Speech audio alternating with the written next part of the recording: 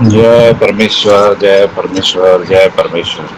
तमाम जहान के हिंदू मुसलमान और साथ संत और पंडित फकीर और मुल्कों मुल्कों के राजा महाराजा और सातों आठों वलायतों सब वलायतों के बादशाह और दीगर अंग्रेज वगैरह को मैं साथ अनूपदास हाथ जोड़ के अर्ज करता हूँ कि दुनिया में जितनी भी खराबियां और कम उम्र में जो मौतें होती है उसके जिम्मेदार सिर्फ और सिर्फ हिंदुस्तान के सेठ सौदागर महात्मा बनिए हैं, क्योंकि यह बनिए 84 लाख कुंडे के ऊपर पाप कराते हैं। जब संसार का बुरा होता है परमेश्वर किसी का बुरा नहीं करता। जय परमेश्वर, जय परमेश्वर, जय परमेश्वर।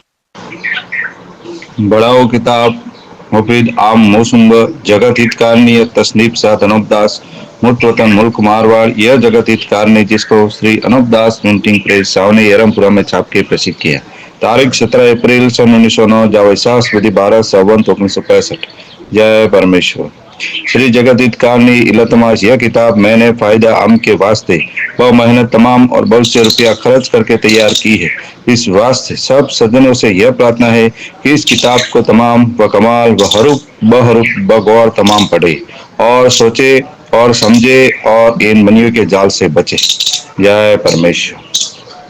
हजार हजार शुक्र वो ज्योति स्वरूप निरंजन निराकार का है कि जिसने जमीन व आसमान को बनाया और तमाम सृष्टि को पैदा किया, परंतु उसकी कारीगरी का भेद किसी पर जाहिर नहीं हुआ कि क्या भेद है। फिर मेरी जुबान से ईश्वर परमात्मा की तारीफ पैदा नहीं हुई। जय परमेश्वर, जय परमेश्वर, जय परमेश्वर। जय परमेश्वर देवता। हर रोज 3 पेज की रिकॉर्डिंग भेजता हूँ और आज और 3 पेज की रिकॉर्डिंग भेज उसको जरूर जरूर सुने और अपनी अपनी औलाद बचाने के लिए किताब जगत हित कहानी को पढ़ करके बंदोबस्त करे, तब जाके पूरे संसार में सुख शांति और समृद्धि आएगी और इस जमीन माता में सजग होगा। जय परमेश्वर। सभी भाइयों को हाथ जोड़ के अर्ज है कि सभी भाई एक दिल हो गए इन बनियों बेईमानों के राक्षसी पाप को रावण हन्ना कसक कंस कारून वगैरह की तरह से छुड़ाओगे तो छूट जाएगा और किसी को भी किसी तरह का दुख नहीं होगा। सबके घर में सुख शांति और समृद्धि होगी। जय परमेश्वर, जय परमेश्वर, जय परमेश्वर। Page number 211। तो बोलिया धोबी ने भी सुन लिया तो राजा भोज ने भी सीख लिया और बालिया धोबी ने भी सीख ली। सो दुनिया में इन क्या किस्सा भी कहते हैं, सो किसी किसी किताबों में किस्सों का हाल लिखा हुआ होगा। सो जबकि इन दोनों ने 14वीं और 15वीं विद्या सीख ली, सो जबकि राजा भोज घोड़े के पास सवार होने को आया तो बोलिया धोबी ने राजा भोज से कहा कि अन्नदाता गोरखनाथ जी महाराज ने आपको क्या सिखाया, सो मुझको भी बताओ। जब राजा भोज ने कहा कि मुझको तो कुछ भी नहीं सिखाया, हम तो यूं ही सत्संग करते थे। जब बोलिया धोबी ने कहा कि जो बात आपने गोरखनाथ जी से सीखी है वो मैंने भी सीख ली, क्योंकि जब गोरखनाथ जी महाराज आपको सुनाते थे उस वक्त मैं बाहर खड़ा था, सो मैंने भी बाहर से सुन के सीख लिया। तब राजा भोज ने बोलिया धोबी से कहा कि जो तुमने सीखा है वो हमको भी दिखाओ। तो नहीं मालूम कि बालिया धोबी ने राजा साहब को किस रूप से दिखाया, तो यह तो मालूम नहीं क्योंकि मैं पढ़ा हुआ नहीं। अगर मैं पढ़ा हुआ होता तो उसके किस्सों को कि जिस किताब में लिखा हुआ है पढ़कर जैसा हाल होता वैसा ही लिख देता। खैर, बोलिया धोबी ने सीखा हुआ हाल राजा साहब को बताया। तब राजा साहब ने बोलिया धोबी से कहा कि तुमने भी यह सीख लिया और मैंने भी सीखा है, सो हम और तुम एक ही गुरु के चेला है, सो हम और तुम गुरु भाई के मुआफिक है। जब तो राजा साहब बोले कि तुमने सीख के मेरे को दिखाया सो मैं भी तुझे दिखाता हूँ। तो राजा साहब तोते की खोली में गए। उस वक्त बालिया धोबी राजा साहब की खोली में चला गया, सो राजा बन गया और महलों में आने जाने लगा और राजपाट करने लगा और मुल्क के तोतों को पकड़वा के मरवाने लगा। जिसकी वजह यह थी कि जिस तोते के शरीर में राजा भोज अपने जीव को ले गए हैं, सो जबकि कुल तोते मारे जाएंगे और कोई तोता बाकी नहीं रहेगा तो राजा भोज भी मारे जाएंगे। इस गरज से तोते को मरवाने लगा और दुनिया में भी कहते हैं कि राजा भोज की पटरानी राजा भोज को बोलिया धोबी जान के अपने पास नहीं आने दिया करती थी, तो रानी को कह गए थे क्योंकि जिस वक्त में राजा भोज 14वीं 15वीं विद्या सीखने गए थे बाकी और सब रानियों के पास बोलिया धोबी आता जाता था, तो उन रानियों को इस छल का कुछ भेद नहीं था जिससे आता जाता था, परंतु बोलिया धोबी के छल का भेद पट रानी को मालूम हो गया था कि कि अपना राजा नहीं है कि जो और सब रानियों के पास आता जाता है, क्योंकि भोज राजा को तो किसी ने छल लिया है। परंतु जिस तोते के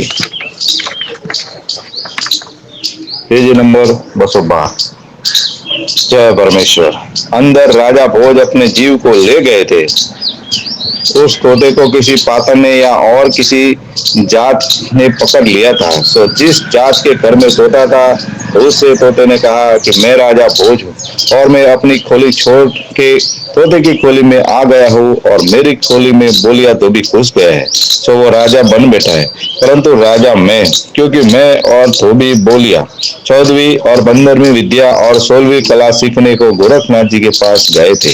उसने भी सुन के सीख लिया, इससे बोलिया धोबी मेरे से दगा करके मेरी खोली में घुस गया है। सो इस बात की खबर तुम मेरी पटरानी को दो कि जो बोलिया धोबी को अपने पास नहीं आने देती। उससे कहो कि तुम्हारा राजा तोते की खोली में है, सो वो मेरे मकान पर है।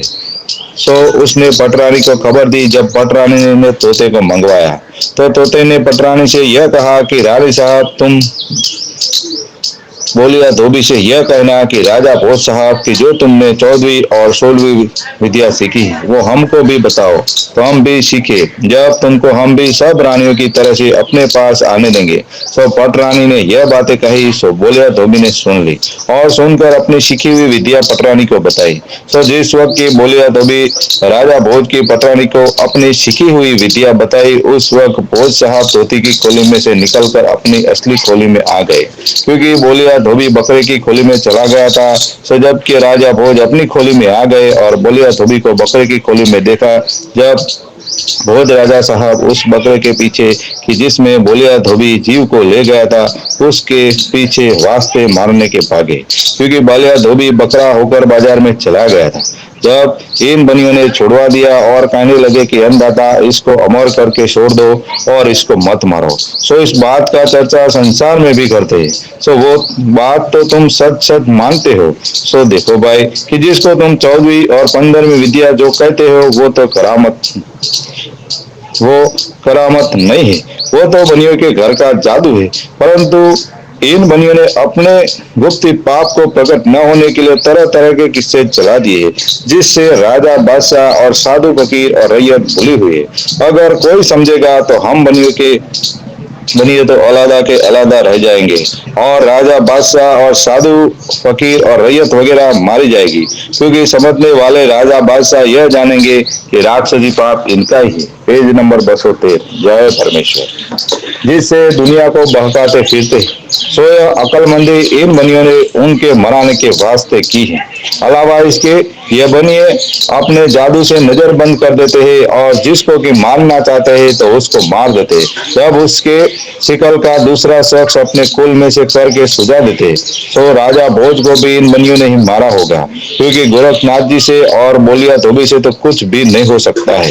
होता तो बनियों के राक्षसी पाप से, क्योंकि राक्षसी पाप के कराने में करोड़ों रुपया खर्च होता है। जब जुलम होता है तो गुरु गोरखनाथ जी ऐसे पापी और दुष्ट तो थोड़ा ही थे कि जो राक्षसी पाप का जुलम चलाते। यह तो बनियों ने चलाया है और नाम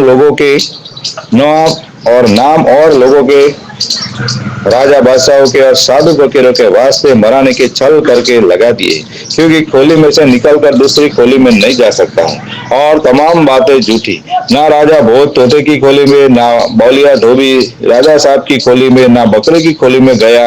यह तमाम झूठी झूठी बातें चाल की है। परंतु जादू से ऐसा तो जरूर कर देते हैं कि कंगाल को राजा और राजा को कंगाल सुझा देते हैं। जैसे मिट्टी का जादू से रुपया सुझा देते हैं, क्योंकि जीव कला तो इस तरह पर है कि जिसको हम और तुम और सब संसार के लोग देख रहे हैं। क्योंकि जब आदमी और चार पाए पंखे वगैरह भोग विलास करते हैं, जब उसकी बिंद से बेटा बेटी हो जाता है। सो देखो भाई, जीव कला तो इस तरह पर है। अलावा इसके झाड़ वनस्पति वगैरह और इचक वगैरह है, वो भी अपने अपने बीज से पैदा होती है। सो इस बात को भी हम और तुम और सब संसार के लोग देख रहे हैं। परंतु बुद्धि राक्षसी पाप से ऐसी भ्रष्ट कर दी है कि जिससे परमेश्वर की कला को भूले हुए है और मालिक की रचना जो है उसको तो बिल्कुल इन बनियों ने अपने राक्षसी पाप से बुद्धि भ्रष्ट करके बुला दी है। और जो कि राक्षसी पाप से संसार की बुद्धि फेर के दिखला देते, उसको मालिक की कुदरत और रचना समझते। सो राक्षसी पाप से होता है। तो जिस तरह से कि जीव कला रावण ने भुला दी थी, कि जो रावण के राक्षसी पाप का वर्तमान सुझाता था, सो तमाम दुनिया भूल गई थी कि जो रावण के वर्तमान को भी परमेश्वर की कला जानते थे। उसी तरह से इन बनियों ने भी रावण से कई गुना ज्यादा राक्षसी पाप के जुलम करके संसार के लोगों को सुझा देते। सो अब रावण की तरह से इन बनियों की कला को परमेश्वर की कुदरत जानते हैं। सो भाइयों, यह परमेश्वर की कुदरत नहीं है, यह बनियों के राक्षसी पाप है। क्योंकि जो परमेश्वर की रचना है वो हम और तुम और सब संसार, हम और तुम सभी अपनी अपनी आंखों से देख रहे हैं। जय परमेश्वर, जय परमेश्वर, जय परमेश्वर। और रोज 3 पेज की रिकॉर्डिंग भेजता हूँ, उसको जरूर जरूर सुने और अपनी अपनी औलाद बचाने के लिए इस किताब जगत हित कहानी को पढ़ करके, और जिस भाई को पढ़ना नहीं आता है वो रिकॉर्डिंग को सुन के अपनी अपनी औलाद बचाने के लिए बंदोबस्त करे। जय परमेश्वर। जिस भाई को किताब चाहिए तो संपर्क नंबर बोल रहा हूँ, 89 056 53 801। एक बार फिर से मोबाइल नंबर बोल रहा हूँ, जिस भाई को किताब चाहिए तो संपर्क करें, 89 056 53 801। जय परमेश्वर, जय परमेश्वर, जय परमेश्वर।